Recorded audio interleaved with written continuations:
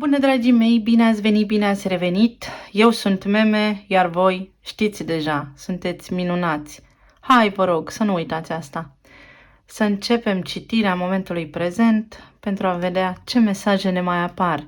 Dacă mesajele de aici vă ajută, mă bucur tare mult. Dacă nu, lăsați-le deoparte. Citirea este generală. Nu am cum omenește posibil să mă adresez personal fiecăruia în parte. Vă mulțumesc tare mult că îmi sunteți alături. Haideți să ne bucurăm împreună, să vedem ce putem face pentru a ne îmbunătăți viața. În relația de iubire sau în relații, pe planul financiar sau material sau cu sănătatea sau pe planul emoțional. Cum ne putem îmbunătăți noi viața? La relație, ho, arcane majore, toate în afara controlului nostru. Intervine aici universul, intervine divinitatea, intervine în cine credeți voi, intervine aici. Și avem soarele, avem marele preot și justiția.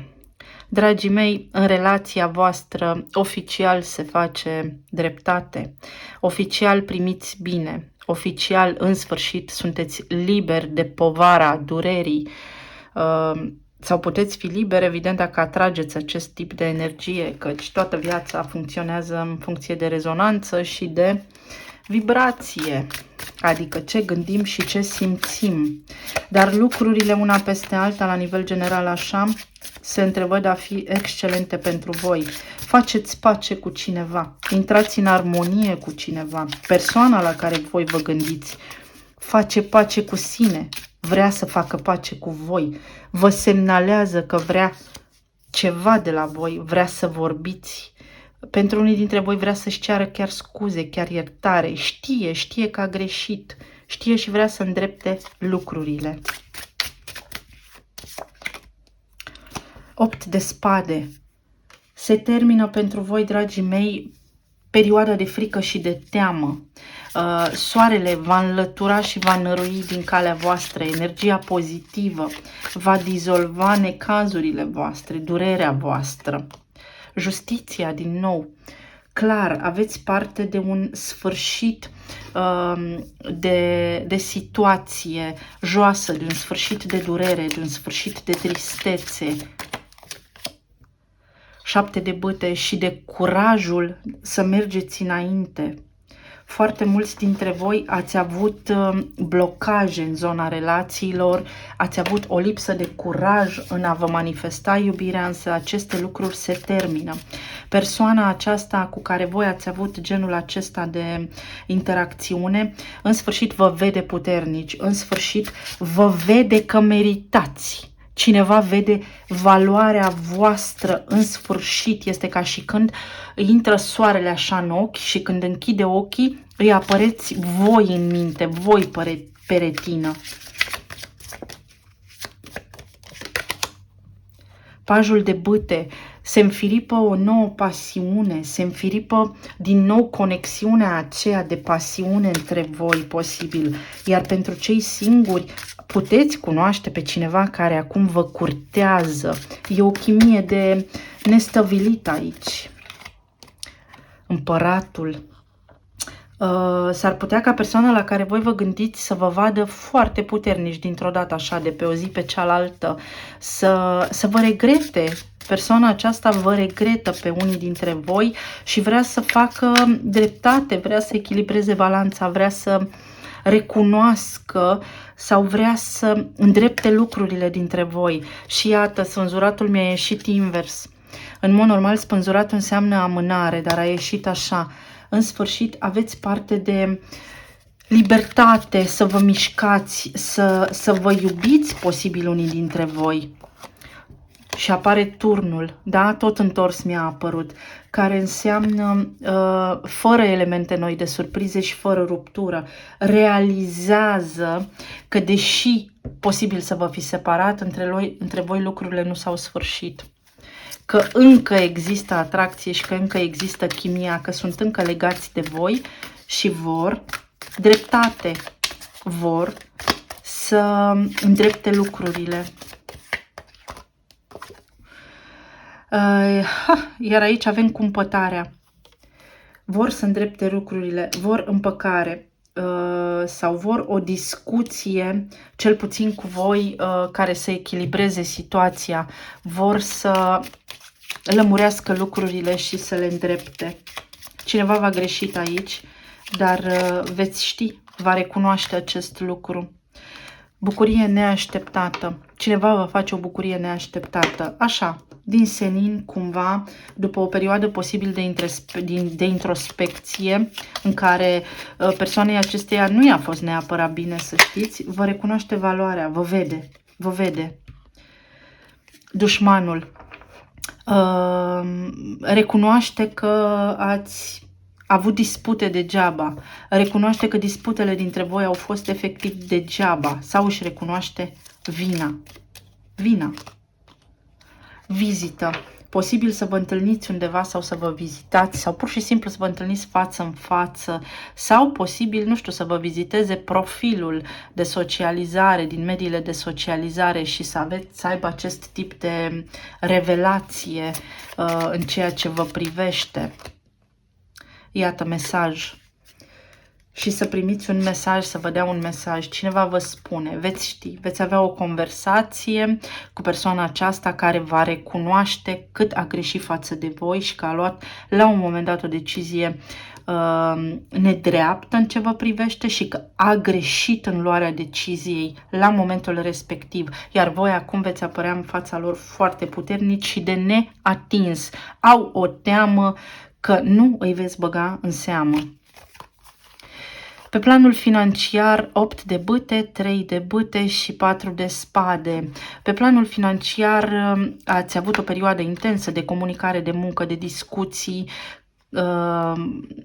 pentru rezolvare, pentru încheierea unui proiect, pentru obținerea unui serviciu, pentru obținerea unui post, pentru o avansare pentru unii dintre voi, iar acum este nevoie de o pauză bine meritată. Ce vă doriți voi sau lucrurile pentru care voi până acum ați luptat, ați discutat, ați negociat și așa mai departe, vin către voi acum. Se manifestă. 3 este cifra eterului și cifra copilului, adică vin către voi necondiționat.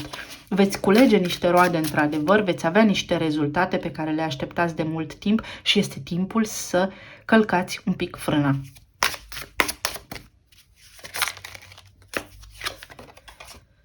Iată, steaua. Sunteți pe drumul cel bun, sunteți pe drumul pe care obțineți lucrurile pe care vi le doriți, atât pe plan financiar, cât și în carieră sau la serviciu. Și pajul de cupe spune că vin vești bune pentru voi aici, în acest domeniu din viața voastră, care sunt pe placul auzului vostru, pe placul sufletului vostru și așa mai departe.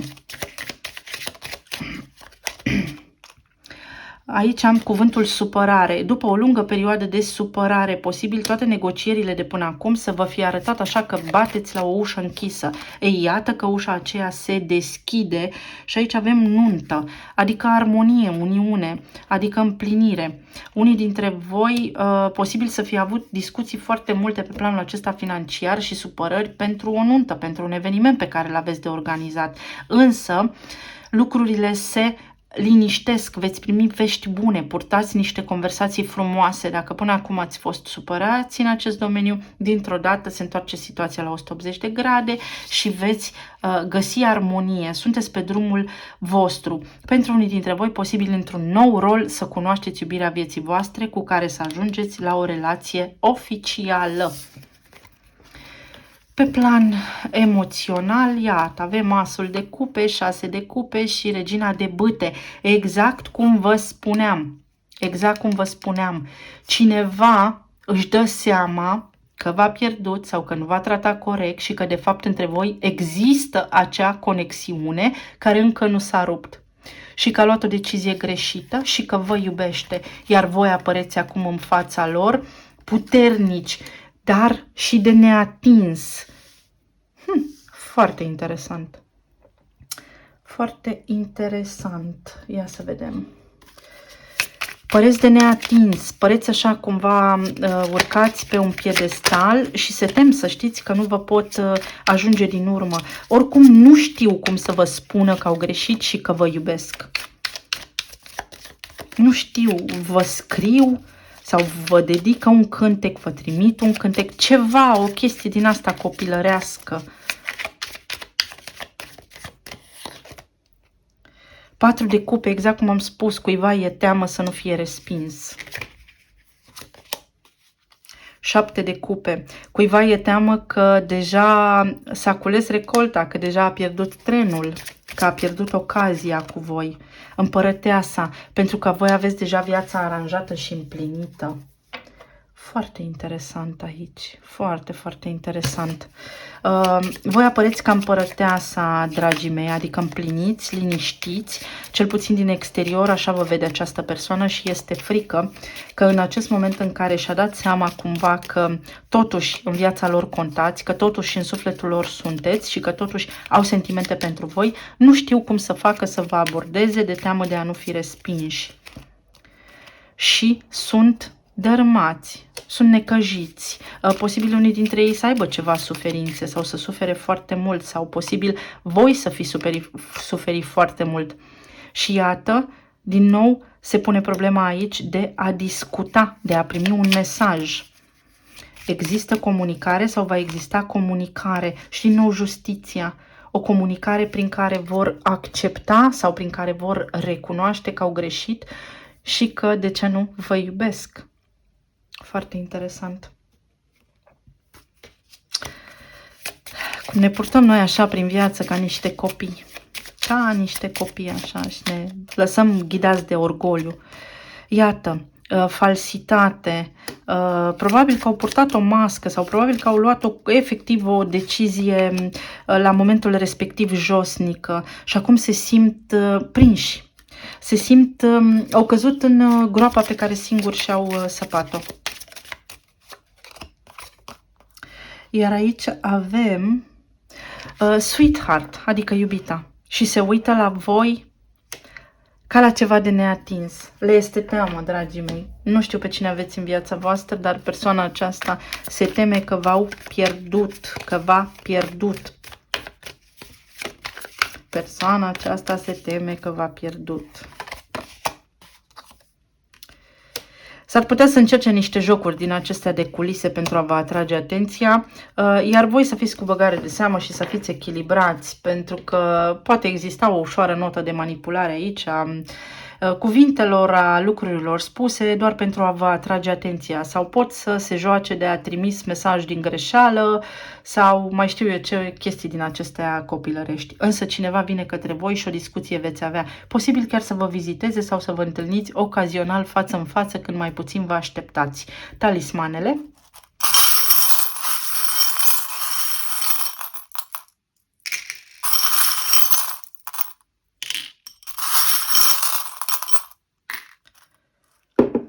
La partea de iubire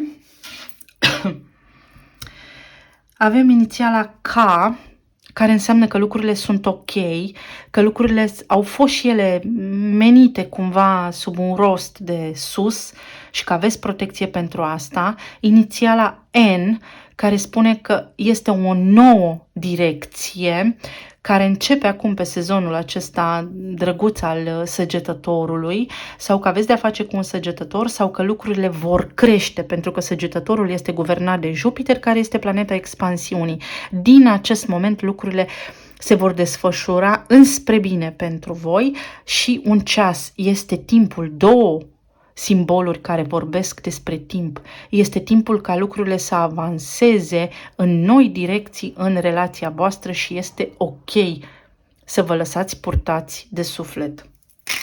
Pe partea aceasta financiară avem așa o extindere posibil la nivel global internațional sau un nou serviciu care implică o arie mai mare de operațiuni, poate. Avem din nou K, care este ok pentru voi, expunerea aceasta va fi bună, va străluci soarele, va fi reflectorul pe voi, iar libelula vorbește despre fertilitate, ceva ce crește, ceva ce vă poate oferi foarte multă prosperitate. Poate pentru unii dintre voi un nou job în comunicare sau cu o expunere foarte mare la nivel internațional. Iar pe partea aceasta de plan emoțional și sănătate, iată aici cineva vrea să repare răul făcut, iluziile, deci se poate repara, însă cheia va aparține în totalitate vouă și aici avem o inițială E, care poate însemna foarte multe, dar în principiu mă gândesc la cineva cu nume de sfânt, dar nu numai, mă gândesc la o binecuvântare. Uite, o să mai iau aici un talisman. Un fulg de nea. Se topește efectiv un vechi în viața voastră și începe un nou. Iar acest sezon de iarnă pentru voi va fi foarte benefic. Va fi ocazia prin care voi veți rezolva această conjunctură și veți ajunge la împlinire și la iubire. Ca semne astrologice avem la relație Săgetător, Berbec, Scorpion, Pești, Berbec foarte puternic, Săgetător, Săgetător foarte puternic și Berbec, Balanța foarte puternică, Vărsătorul foarte puternic, Taur și Leu. Foarte multă energie de foc și aer. La partea aceasta de plan material avem toate semnele de apă, dar predominant peștii, Rac, Scorpion, Pești. Avem Vărsătorul, foarte puternic Vărsătorul aici. Avem Berbecul foarte puternic și Săgetătorul. Iar la partea aceasta emoțională sau de sănătate avem Vărsătorul, avem Săgetătorul foarte puternic, avem Taurul sau Balanța, avem Fecioara, avem Scorpionul foarte puternic, avem toate semnele de apă, pot fi și peștii sau racul și avem Leul sau Berbecul.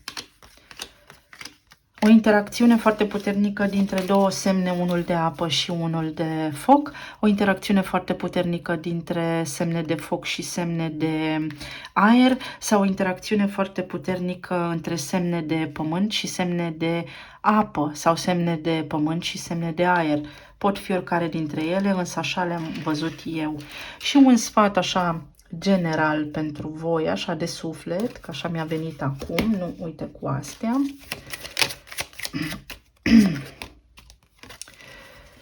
Fata cu șarpele, care vorbește despre empatie și narcisism, despre a fi folosit, cucerit și folosit și despre bariere, limite sănătoase. Dragii mei, după cum spuneam, este momentul în care voi, dacă persoana aceasta vine către voi și recunoaște, de data aceasta să trasați niște limite sănătoase și să spuneți exact despre ce este vorba. Nu spune nimeni că nu puteți relua relația, însă de această dată va trebui, pentru că avem șarpele aici, care este un simbol al scorpionului, va trebui să învățați din experiența voastră și să existe un soi de renaștere, un soi de nou aici, pentru ca relația să funcționeze, un soi de alt nivel mai profund. Vă îmbrățișez pe toți, vă doresc multă iubire și sănătate, împlinire și prosperitate și să fiți bine. Vă mulțumesc că mi-ați fost alături. Pa, pa!